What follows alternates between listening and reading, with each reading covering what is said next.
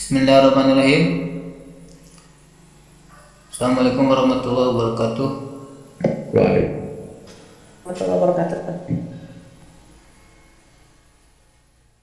Hamdan syukurullah amma ba'du. Pak Prof yang saya hormati dan seluruh rekan-rekan, izin mempresentasikan RPS saya.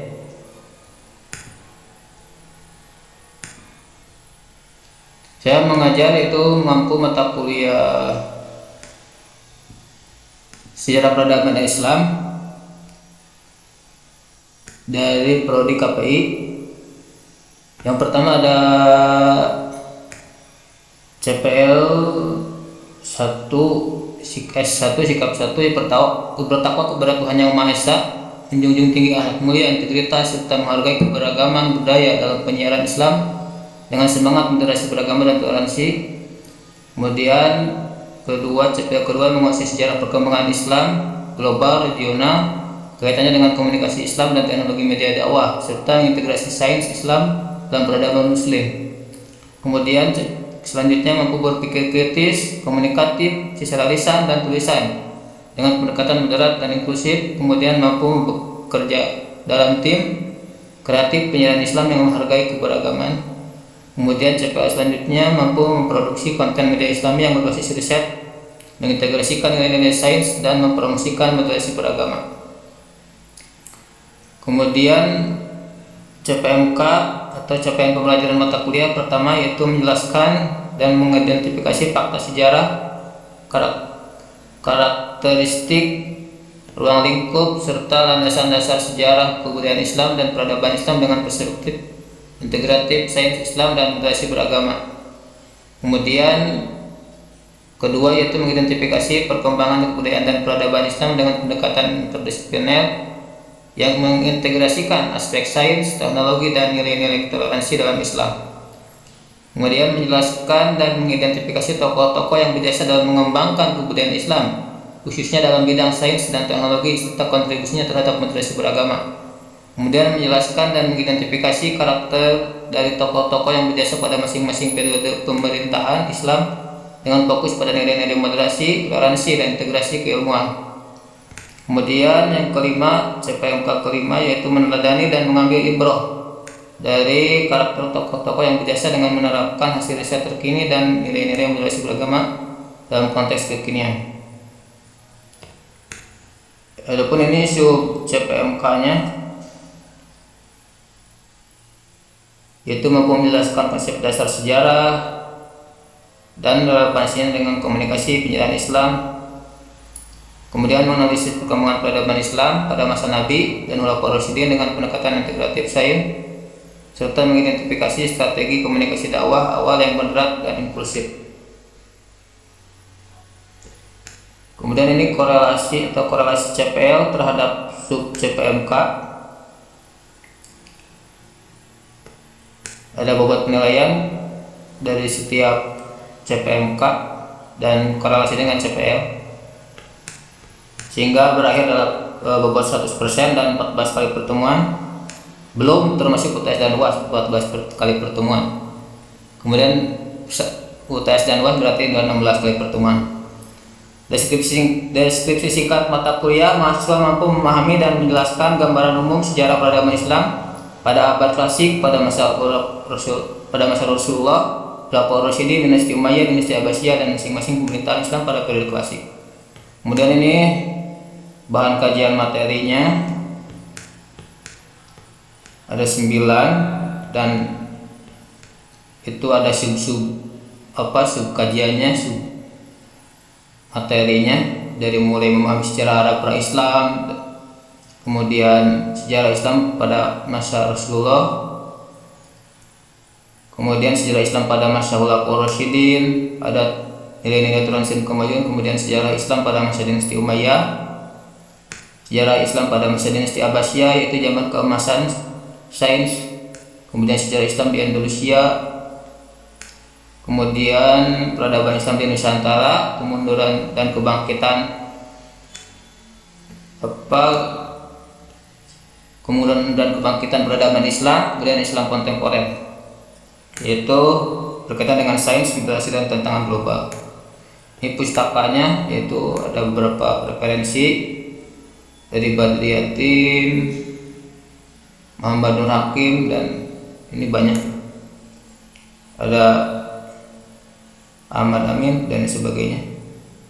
Kemudian perangkat lunak yang digunakan yaitu ada Zoom, WhatsApp, Google Classroom, laptop, Android, dan perangkat digital lainnya yang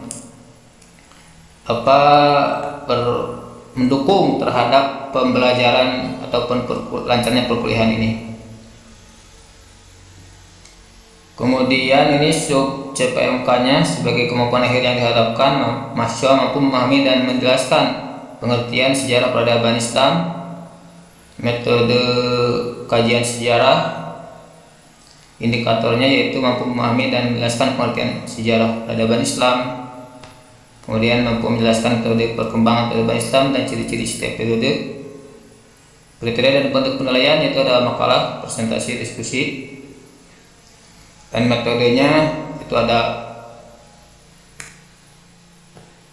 problem based learning, yaitu berbasis masalah untuk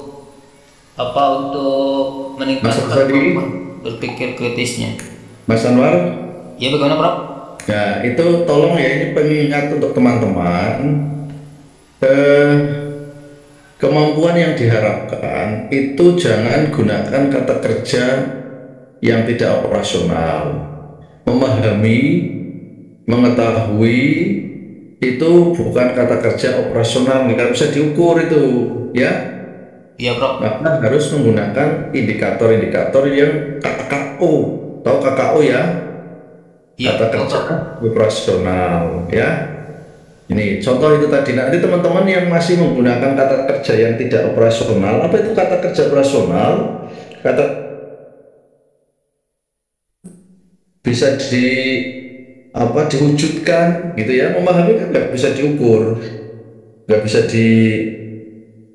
diobservasi, ya. Iya, Oke, Mas ya. Karena kelihatan masih ada. Lanjut ke ini, evaluasi aja. Untuk Referensinya apa referensinya? Referensinya dari Badriyatim, Prof. Karya Anda ada enggak? Referensi bukunya? Ya, buku atau artikel jurnal atau penelitian Anda mungkin. Saya meneliti karena saya basicnya PAI, saya pernah publish di bidang itu, kurikulum pembelajaran PAI. Ya udah, kalau nggak ada ya nggak usah dipaksakan. Ya, terima kasih, Masuk Prof. ke instrumen. Ini untuk kisi-kisi instrumen pengetahuan. Itu ada materi pokok. Dibesarkan dikit, Pak. Bagaimana, Prof? Dibesarkan.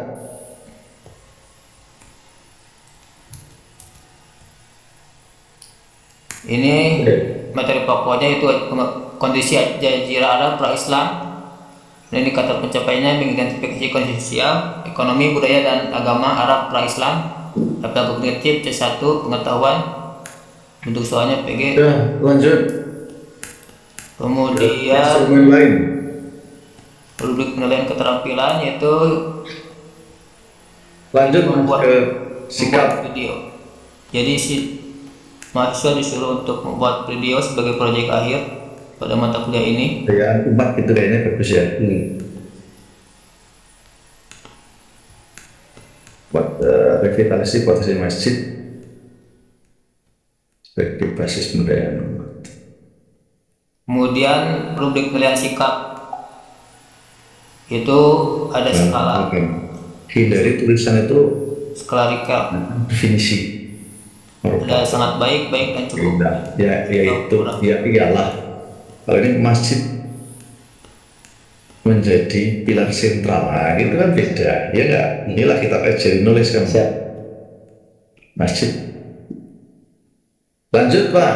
Kemudian ini instrumen observasi hariannya. Ini kuesioner penilaian sikap mahasiswa. Ini diberikan ke mahasiswa pasca pembelajaran.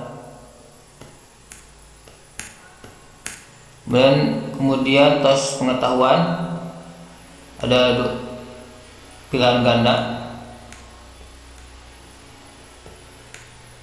bersama dengan kunci jawabannya. Kemudian rubrik penugasan, ini lebih spesifiknya ada di LTM, ada di lembar tugas mahasiswa, yaitu mahasiswa disuruh untuk membuat proyek video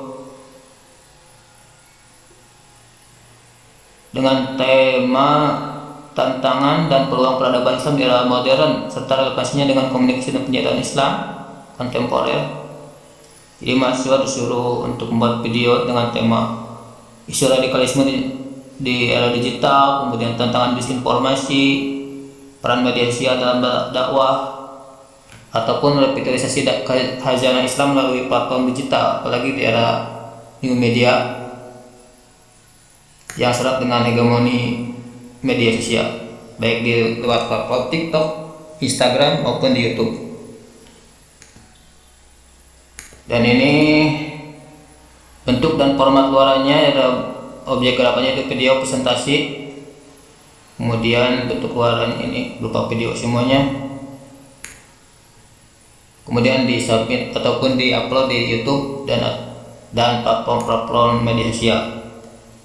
Total bobot nilainya dari konten dan originalitas, kualitas analisis, presentasi visual, komunikasi verbal, dan ketepatan waktu. Itu menjadi indikator-indikator dalam penilaian tugas ini. Jadwal pelaksanaannya, dan ini daftar rujukannya. Lalu kemudian itu untuk tugas tertulis. Jadi setiap selesai perkuliahan ada evaluasi ataupun kuis.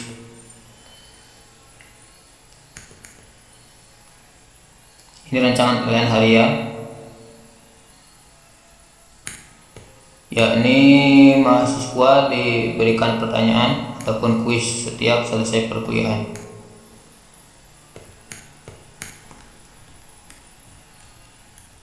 Jadi setiap pertemuan diberikan kuis ataupun pertanyaan. Kemudian UTS ini beberapa soal dan ini uraian. Kemudian ini kunci jawabannya. Kemudian pedoman persekorannya,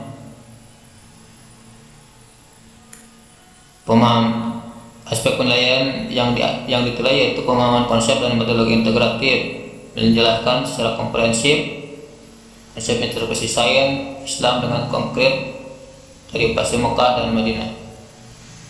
Kalau tidak menunjukkan pemahaman berarti skornya kosong.